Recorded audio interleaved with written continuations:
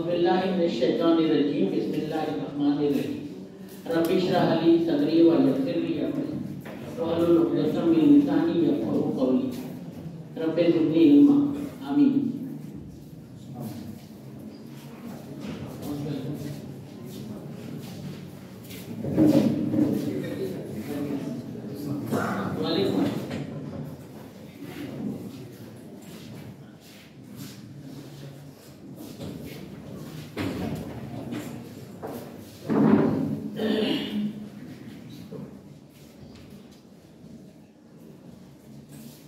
इस दौरान में मेरी बहुत शॉर्ट नोटिस पर हमारे दीगर मौजूद मेहमानान में से तकिया मानिशा ITI सेंटर के प्रिंसिपल और हमारे दोस्त प्रिंसिपल अबरार अहमद साहब यहाँ पर अपने साथियों के साथ में आए हैं।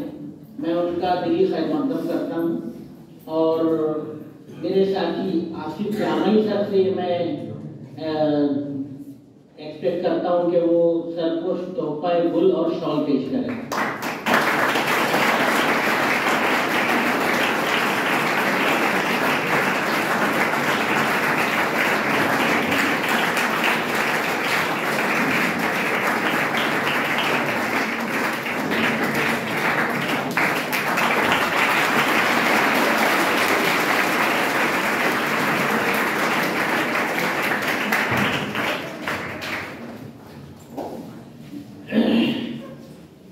आसिफ सर से दरख्वास्त है कि वो दीगर दो साथियों की खिदमत में भी गुल और तोहफा पेश करें।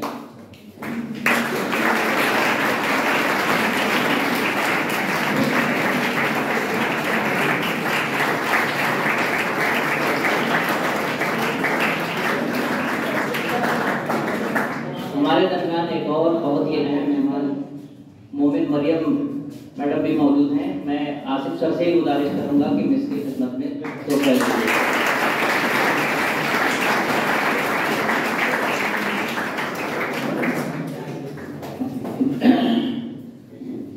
मैं आपके सामने प्रोग्राम का मकसद और उसकी गर्द गैरत बताने के लिए खड़ा हुआ था। उसी दौरान में हमारे मेहमान तशरीफ लाए। मैं दिल की गहराइयों से आप सभी का खैर मकदम करता हूँ। जैसा कि आपको बताया गया है कि यहाँ पर जो मैडम यहाँ पर अतिया गुलाम नबी अंसारी बैठी हैं, ये मेरी बेटी हैं, इसलिए कि ये मेरी स्टूडेंट है और हर स्टूडेंट का अपने उस्ताद से वालिद का और बेटा या बेटी का रिश्ता होता है। आपको पता होगा कि एक हदीस के मुताबिक इंसान के हर आदमी के 3 बाप होते हैं। एक बाप तो वो है जो उसको दुनिया में लाने का सबब बनता है। हुजूर अकरम सल्लल्लाहु अलैहि वसल्लम की ये तरबियत है, इसलिए आप इसको बहुत गौर से सुनें। हम लोग अपने असातिज़ा का क्या एहतराम करते हैं, उनको किस दर्जे पर रखते हैं, इसकी बात की अहमियत को समझना इस हदीस की रोशनी में बहुत जरूरी है। तो एक बाप वो जो दुनिया में लाने का सबब बनता है, एक बाप वो है हर आदमी का जो उसकी बीवी का बाप होता है, और एक बाप वो है जो उसको इल्म की दौलत से नवाजता है, उसको तालीम देता है, यानी उसका उस्ताद। ये उसका तीसरा बाप है। और मुझको बहुत खुशी है कि मैं यहाँ पर एक ऐसी स्टूडेंट जो मेरी टॉपर स्टूडेंट रही, बहुत ओबीडियंट, बहुत फरमाबरदार, खुद असातिज़ा इनके वालिदैन हैं, लेकिन उन्होंने मुझको उनके वालिदैन से ज़्यादा दर्जे पर रखा। ये मेरी खुशनसीबी है। और ऐसे ही स्टूडेंट जो अपने असातिज़ा का दिल से एहतराम करते हैं, उनकी इज्जत करते हैं, वो ज़िंदगी में बुलंद मकामात पर पहुँचते हैं, बुलंदियों को छूते हैं, कामयाबियों की नई नई मंजिलें उन्हें मिलती हैं।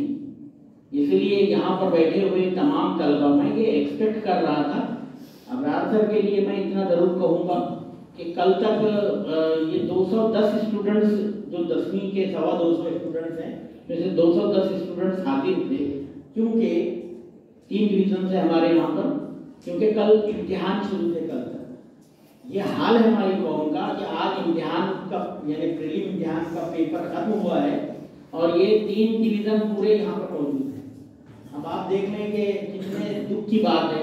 मैं ये एक्सपेक्ट कर रहा था कि मैंने चटाइयों का इंतजाम किया कि भाई हमारा हॉल अगर छोटा पड़ जाए, मैं एक ही सेशन में पूरा प्रोग्राम करना चाहता हूँ।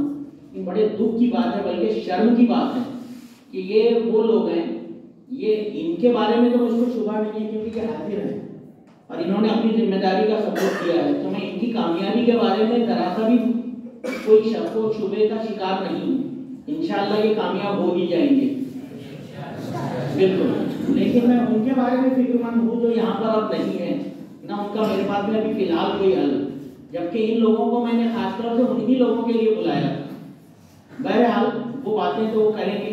हमारा मकसद ये है कि हमारे तलबा यहाँ से पूरे इल्म से, पूरी मालूमात से, तमाम ऐसी चीज़ों से लैस होकर बाहर निकले कि जो उनके लिए बाहर जाने के बाद, इस इदारे की 4 दीवारी से निकलने के बाद बहुत ज़रूरी होती है। और उसी का एक बहुत ज़रूरी कड़ी होती है काउंसलिंग, कि भाई आप 10वीं तक एक स्ट्रीम में पढ़ते रहे, जो सब्जेक्ट्स आपको कंपलसरी बना दिए गए थे वो सब्जेक्ट्स आपको पढ़ना ही थे। लेकिन अब यहाँ से आपके सामने ऐसे कई पगडंडियाँ फूटने वाली हैं। इस एक रास्ते से कई रास्ते अलग अलग नए निकलने वाले हैं और हर रास्ता, जो छोटा रास्ता दिखाई देता है, वो एक शाहराह में तब्दील होने वाला है। तो वो रास्ता आपकी जिंदगी को एक नया मोड़ देने वाला है। इसके लिए आपको क्या करना है,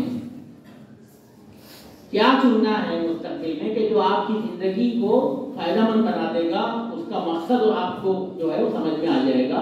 इसके लिए ये प्रोग्राम रखा गया है और उसी को काउंसलिंग कहते हैं। यहाँ पर अलग अलग शोबों से जुड़े हुए लोग हैं। जैसे स्वयं सिद्धि कॉलेज से वो 3 लोग आए हैं जो जिनका पहले तारुफ किया गया है। ये मैनेजमेंट स्टडीज के कॉलेज हैं, एजुकेशन भी वहाँ पर होता है, एजुकेशन कॉलेज भी और कई स्ट्रीम्स हैं। लेकिन यहाँ पर इन लोगों का ताल्लुक मैनेजमेंट कॉलेज से है, खासतौर से कि मैनेजमेंट के कौन से कोर्सेज हैं, तो उसकी मालूमात देना। हम लोग सिर्फ 10वीं जमात के बाद में अंधाधुंध इसको बोलते हैं कि एक ऐसी रेस लगी हुई होती है जिसमें भेड़ बकरियों की तरह एडमिशन के लिए रश जहाँ पर होता है वहाँ पर हम पहुँच जाते हैं कि रश वहाँ पर है तो वो फायदा है। कोई अलग सोचने के लिए तैयार नहीं है। मैं पिछले साल 2 साल पहले मेरा बच्चा कामयाब हुआ इसी स्कूल से 10वीं जमात में। वो आर्ट्स में तालीम हासिल कर रहा है क्योंकि मैंने उसका इंटरेस्ट देखा कि वो कहाँ पर है। क्योंकि मुझको उसको इंजीनियर नहीं बनाना था, मुझको उसको डॉक्टर भी बनाना नहीं था, क्योंकि मेरी बेटी डॉक्टर बन रही है ऑलरेडी। तो मैं क्या करूँ? मैं ये सोचता हूँ कि मैं कौम के लिए मैं अपने पर्सनली क्या जो है वो सबमिशन कर सकता हूँ, कौम के लिए क्या सरमाया मुस्तकबिल में फराहम कर सकता हूँ। ये मैंने देखा कि लॉ में बहुत लोग कम हैं, बहुत कम है। एक ऐसा फील्ड है कि जहाँ पर है ही नहीं, लोग काम करने वाले नहीं है और लॉ की जरूरत है। हमारी कौम को तो बहुत मुस्तकबिल में पढ़ने वाली है, ये इससे कुछ इनकार कर ही नहीं सकता है, जो चैलेंजेस हमारे सामने आ जा रहे हैं। तो ऐसी सूरत में हमको, तो मैंने ये सोचकर बच्चे को आर्ट लाइन में डाला कि मैं साइंस में उसका जहन नहीं भटकाना चाहता हूँ। लेकिन होता यह है कि सारे लोग भीड़ की बनकर साइंस के दरवाजों पे चले जाते हैं। मुझको प्रिंसिपल्स के फोन आते हैं, शहर के 2 कॉलेजेस हैं बड़े जिनके प्रिंसिपल मेरे साथी हैं, सर आप बच्चों को मनाओ कि वो सब एक ही जगह पर पहुंच रहे हैं, क्यों साइंस में? 40% वाला भी साइंस में जाएगा, 35% वाला भी, 36% वाला भी और 52% वाला भी और 82% वाला भी साइंस में जाएगा। ये बड़े दुख की बात है कि कैसे क्या एडमिशन होगा साइंस में सबका। कॉमर्स भी है, आर्ट्स भी है और इसके अलावा बहुत सारी और दीगर लाइन हैं।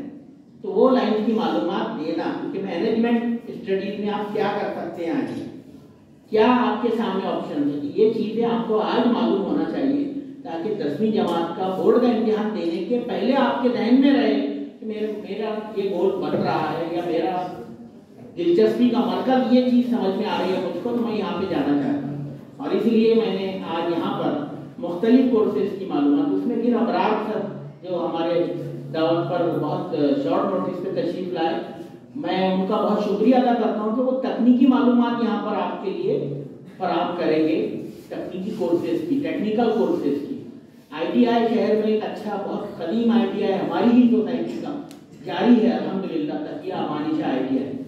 मैं अब ये क्यों मैंने सर को बुलाया आज बहुत जल्दी में और उनसे रिक्वेस्ट की, सर प्रोग्राम छोड़कर आए हुए अपना, मैं बहुत शुक्रिया अदा करता हूँ। क्यों बोला, क्यों चाहता था मैं कि वो हो यहाँ पे, वो मैं बता दूँ। हमारे बच्चे लॉकडाउन से पहले भी मैंने देखा, मेरे अक्सर साथी, जैसे रात में मैं किसी शादी की दावत में था तो 4 या 5 बच्चे जैकेट पहने हुए मुंह छुपाते हुए फिर रहे थे। फिर बाद में बोले कि नहीं जा तू सर को वो टेबल पे तू अटेंड कर लो, और मुंह छुपा रहे हैं, शर्मिंदगी का शिकार हो रहे हैं। आपको पता है क्यों कर रहे हैं? नहीं ना, इसलिए कि वो रफीउद्दीन की बॉयज स्कूल के स्टूडेंट खाना खिला रहे थे शादी में। आप मिलना चाहते कल मुझसे ऐसे, या फिर जामिल सर और साजिद सर के घर की शादी के लिए, तो वहाँ लड़के हमारे, सर मैं आपके यहाँ पढ़ा हूँ 10वीं क्लास में, क्या आप करना चाहते हैं? मैं ये नहीं बोल रहा हूँ इज्जत की रोजी कमा रहे हैं, उनकी जरूरत है, लेकिन जैसे क्या ये जिंदगी है?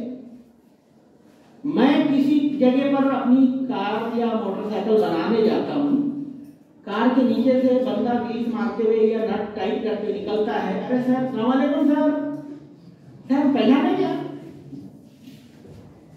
मैं अपने घर के प्लम्बर को बुलाता हूँ मोटर फिट करने के लिए, दुरुस्त करने के लिए, और वो आके मुझसे काम करते हैं, सर पहचाने क्या? मैं किसी रिक्शा में बैठता हूँ और जैसे ही वो पीछे मीटर डाउन करने के लिए मुड़ता है, अरे सर अस्सलाम वालेकुम सर, ऐसे क्या? आप मुझको बताइए, क्या हमारा मकसद जब हमने आपको एडमिशन किया था या आपके वालिदैन ने यहाँ पे आपको दाखिल करवाया था, सिर्फ इतना था कि आप एक रिक्शा चला लें, आप एक प्लम्बर बन जाएं, आप एक ड्राइवर बन जाएं, आप एक टेक्नीशियन छोटे से कोई फन सीख के बन जाए, सिर्फ इतना था? मैं यही आपको कहना चाहता हूँ कि मैं इसमें किसी पेशे की तहकीर नहीं कर रहा हूँ, उसको डाउन जो है वो नीचे लेकर नहीं जा रहा हूं कि भाई वो उसकी इज्जत कम है, सब इज्जत की रोजी है, लेकिन स्टेटस की बात कर रहा हूं मैं कि तालीम जो है वो स्टेटस बढ़ाती है, और आप जो है अपने आप को महदूद करके अपना स्टेटस कम कर देते हो। और इसमें किसी उस्ताद का दखल नहीं है।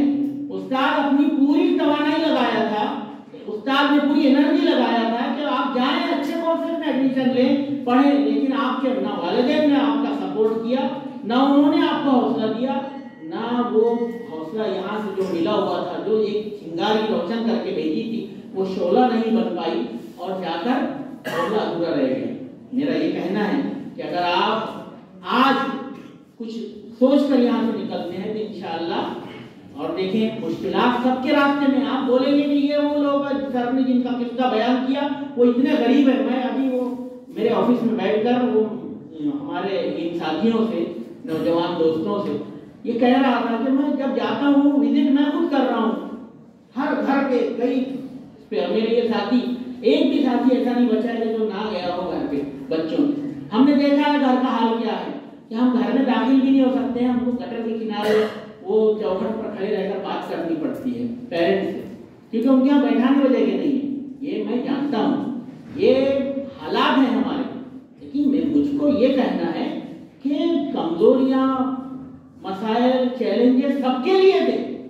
फिर वो कैसी हो गई वो जर्रीन अंसारी जो सीए हुई है, इंडिया की टॉपर, मुमरा की वो लड़की कि जब उसके घर पर जब कामयाबी के, कौन जानता था उसको कामयाबी के पहले, जब वो कामयाब हुई तो उसके लिए जब रिपोर्टर्स बड़े बड़े अखबार और टीवी के वहां पहुंचे कि भाई कोई लड़की है मुस्लिम कम्युनिटी की जो सीए में पूरे इंडिया में टॉप किए। आप जानते होंगे कि सीए का इम्तिहान बहुत मुश्किल इम्तिहान, उसमें वो स्टार्टर अकाउंटेंट के इम्तिहान में कामयाब हुई, तो उस वक्त जब पहुंचे रिपोर्टर्स तो अंदर जाने के लिए दरवाजे में से झुक नहीं सकते थे, तो उसके घर के बाहर खड़े रहकर उन्होंने फोटो उसके साथ में दिया। क्या ये कामयाबी काबिल जिक्र नहीं है? क्या ये कोई महल की रहने वाली बच्ची थी? नहीं, ऐसी कितनी कामयाबियां हैं जो इससे ज्यादा बुरे हालात वालों ने हासिल की हैं। बोलते हैं कि नेवर माइंड योर चेन, रक्स करना है तो फिर पांव की जंजीर न दे। मैं एक छोटा सा एक मिसाल के जरिए आपको साबित करके दूंगा कि गधे से उसका मालिक जो है वो गरीबी की वजह से बड़ा बेजार हो गया था। किसान मैं कहत पड़ा हुआ है, खिलाने के लिए नहीं है मुझको कुछ चीज इनको, तो मैं क्या करूँ? मैं ऐसा करता हूँ यार, गधे से छुटकारा पा लेता हूँ, क्योंकि एक तो मेरे खाने के लिए इंतजाम नहीं है और ये गधा जो है मेरे बहुत पड़ हो गया है। मैं इसको कहाँ से खिलाऊं? ये लागर होता जा रहा है। इसको ऐसा करता हूँ, कुएं में ढकेल देता हूँ। कुआं तो सूख गया है, पानी भी नहीं है। कुएं में उसने उसको ढकेल दिया, अब ऊपर से वो पानी मिट्टी फेंकने लगा।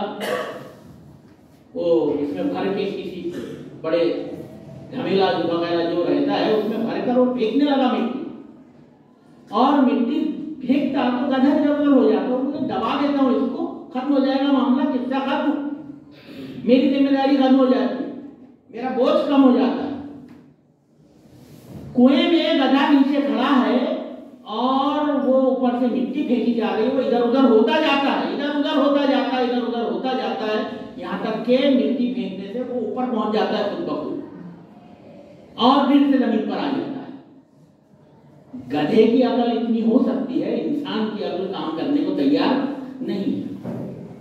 मसला यही है कि हम बहुत महदूद सोच रखते हैं कि हमको जहां पे बस ये रास्ते हमारे बंद हो गए, हम खत्म कर दो, दम तोड़ दो हम, और आगे के लिए हौसले छोड़कर अब जो है हालात जिस धारे पे हमको लेके जाएं, हालात के धारे पर बहने वाले कभी तरक्की नहीं कर सके हैं। जो उस दिन से उलट तैर कर निकलते हैं वो कुछ दुनिया में कामयाबी हासिल करते हैं और अपना नाम करते हैं, अपने खानदान का, अपने जो है कौम का नाम रोशन करते हैं। और ऐसी मुश्किलात किसी एक के लिए नहीं, मैं सैकड़ों मिसालें दूंगा। अगर मैं सिर्फ अपनी मिसाल देने लगूं तो मेरी मिसाल भी यहाँ पर है, लेकिन मैं उसको बार बार यहाँ पे रिपीट करना नहीं चाहता। बहुत सारी मुश्किलात के बावजूद कई लोग ऐसे हैं कि जो आगे बढ़कर अपने खानदान का नाम उन्होंने रोशन किया और आज अच्छे पोस्ट पर, अच्छे ओहदों पर वो काम कर रहे हैं। तो ये सब सख्त मेहनत के बाद होता है। अगर आप मेहनत करेंगे तो कामयाबी मिलेगी, अगर आप एक विजन तय करेंगे, अपना गोल मकसद तय करेंगे तो कामयाबी मिलेगी। आप बताएं मुझको, आपको मुंबई जाना है और आप बस स्टैंड की तरफ आपका को सफर करना जरूरी है पहले अपने घर से, फिर वहां से आपको थाना की तरफ या कहीं कल्याण की तरफ जाना है, फिर लोकल ट्रेन या कोई और रास्ता लेना है, फिर मुंबई में जहाँ पे वहां पे जाना है। ये एक तयशुदा तरीका है उस मंजिल पर पहुंचने का जो आपकी आज है। अब आप बताओ कि आप घर में बैठे बैठे मुंबई पहुंच जाएंगे क्या? नहीं पहुंचेंगे ना, आपको ये सारा फिजिकल एफर्ट करना पड़ेगा। मेरा यही कहना है कि जब तक आप अपने फिजिकल एफर्ट, आपके मेंटल एफर्ट ये नहीं आप यकजा करेंगे, उस वक्त तक आपको मुस्तकबिल में अच्छा मकाम मिलने वाला नहीं है। मेरा यही कहना है कि आप जरा थोड़ी मेहनत करें। बहुत सारी है, कोविड में बहुत बुरे हालात हुए हैं, सबके हालात बुरे हुए, आपके ही नहीं हुए, लेकिन आप अच्छे बच्चे हैं कि आप यहाँ पर हैं, प्रीलिम हो गए, ठीक है, हम फिर सीखना चाहते हैं तो आपको हमने यहाँ पे बिठाया। और ये फायदा जो है वो आज इन टीचर्स से और इन माहिर लोगों से आपको मिलने वाला है इंशाअल्लाह। जो मालूमात ये देते हैं उसको नोट करें और आज पेरेंट्स से गुफ्तगू करें कि मैं 10वीं के इम्तिहान में इस साल बैठ रहा हूँ, लेकिन मेरा मकसद ये है, मैं बताना चाहता हूँ अम्मी आपको या अब्बू आपको कि मैं ये करना चाहता हूँ, और उसको इसके लिए कुछ करें आप। और स्कूल से जो रहनुमाई मुस्तकबिल में आपको मिलना चाहिए, इंशाअल्लाह जरूर मिलेगी। हमारे साथी हर चीज की मालूमात आपको जरूर देंगे, लेकिन आप समझ लें कि जब आप यहाँ हमारे पास में हैं, जब तक उस वक्त तक आपके ज्यादा आपका असर है। जब आप बाहर से आएंगे जब सर मुझको दो, तो इसलिए आज सीख कर जाएं, उस वक्त इतना असर नहीं, क्योंकि हर एक की अपनी जिम्मेदारियां होती हैं। इसलिए आज ये चल कर आए हैं, इनसे वो मालूमात ले लें तकनीकी कोर्स की। शहर में 3 स्किल डेवलपमेंट सेंटर चल रहे हैं, एक कोई इधर नायगांव में है, एक तकिया मानिशा ITI में है और एक कहीं। ये स्किल डेवलपमेंट सेंटर जो है ये गवर्नमेंट ने मुफ्त कोर्सेज यहाँ पे जारी किए हैं, बहुत सारे बच्चे इससे तकनीकी फायदा ले सकते हैं। मैंने जो कामों का जिक्र किया है वो काम आपके लिए गलत नहीं है, लेकिन अगर आप कोर्स करके जाते हैं आपके लिए फायदा होगा। गल्फ में जाने के लिए भी आज मजदूर या लेबर पेशे में जाने के लिए आपको एसएससी पास का सर्टिफिकेट लगता है। पासिंग सर्टिफिकेट आपके पास होना चाहिए। तो अगर आपके पास वो नहीं है तो आप कोई काम के नहीं रहेंगे। इसलिए अच्छी कामयाबी हासिल करें, ईमानदारी से मेहनत करें। कोई बच्चा अगर ये सोचता है कि मैं कॉपी करके चीटिंग करके पास हो जाऊंगा, ये हमारा मकसद नहीं। किसी को चीटिंग करने नहीं देंगे। होम सेंटर भी लग जाए, आप यहाँ पर हमारे यहाँ आ जाए, किसी को एक सवाल देखने नहीं देंगे, एक लफ्ज देखने की इजाजत नहीं होगी, मुड़ने की इजाजत नहीं होगी। आप ईमानदारी से पढ़ के आए। गाड़ियों से सप्लीमेंट मांगे हमसे कि ये रिक्शों में भरकर हमको दो और हमारा एक पेपर किसी ट्रॉली में रख के पहुंचाओ वहां पे, तो वो भी तैयार है। यानी हम इतनी ईमानदारी की कोशिश कर रहे हैं। लेकिन ये सब कब होगा? जब आप हमारा सपोर्ट करेंगे, मेहनत करेंगे ईमानदारी से। और हम ईमानदारी के अलावा कोई नाजायज या कोई गलत रास्ता आपको कभी नहीं बताएंगे, बिल्कुल नहीं बताएंगे। ना उसकी को प्रमोट करेंगे, ना उसके लिए आपको कोई तालीम देंगे। हम आपसे कहेंगे कि आप ईमानदारी के साथ में मेहनत करें, इंशाअल्लाह कामयाब होंगे। ये जो कोर्सेज बताए जा रहे हैं ये उस वक्त काम किया जब आप कामयाब होंगे एचएससी इम्तिहान में। आगे जो कोई छोड़ दे रहा है पढ़ाई तो फिर वो उस लाइन से हट गया है, वो ट्रैक से निकल चुका है, अब उसके ऊपर कोई मामला हमारा नहीं हो सकता है। फिर भी कुछ बच्चों को एसएससी पास होना था, तो एसएससी पास होकर ड्रॉप आउट होने से बेहतर है कि वो कोर्सेज जो आपको यहाँ पर ये मालूमात देंगे अगर कर लेते हैं तो 6-6, 8-8 महीने के, 1 साल के कोर्स करके भी आप अपना करियर कम से कम पैसा कमाने के लिए बना सकते हैं। ये मैं उम्मीद करूंगा कि ये मालूमात आज आपके लिए बहुत काम की होगी। ये सब बच्चों के लिए काम की इसलिए नहीं होगी कि कुछ बच्चों के मकासद हैं, कुछ के गोल हैं, वो गोल वो हासिल करें। लेकिन जो ऐसा सोचते थे खासतौर से कि बस अब 10वीं कर लेना है, कुछ ने ऐसा सोच के रखा कि 12वीं तक कर लूंगा, तो आप वहां पर जाकर अपना हौसला बनाए रखें और ये कोर्सेज से कुछ मालूमात लें ताकि आपको मुस्तकबिल में इंशाअल्लाह फायदा हो। यही इस प्रोग्राम का मकसद है और यही इस स्कूल का भी मकसद है कि हमारे बच्चे जो है वो बाहर हमको बुरी हालत में ना नजर आए, बल्कि कहीं एक स्टेटस के साथ, पूरे तालीमी वक़ार के साथ, पूरे इज्जत और अपने किरदार के साथ जो है वो काम करते हुए और समाज में अच्छे मर्तबे के साथ नजर आए। इस प्रोग्राम को, इस काउंसलिंग सेशन को मुनक़िद करने का हमारा यही मकसद है। अल्लाह हाफ़िज़।